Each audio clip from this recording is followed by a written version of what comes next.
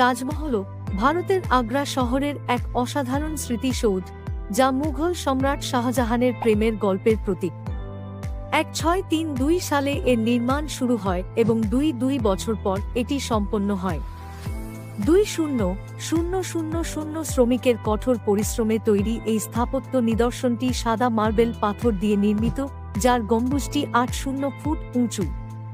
চারপাশে 4টি মিনার, যা এর সৌন্দর্যকে আরও বাড়িয়ে তোলে।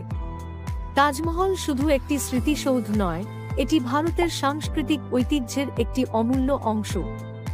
ইউনেস্কোর ওয়ার্ল্ড হেরিটেজ সাইট হিসেবে এটি প্রতি বছর লক্ষ লক্ষ পর্যটককে আকর্ষণ করে।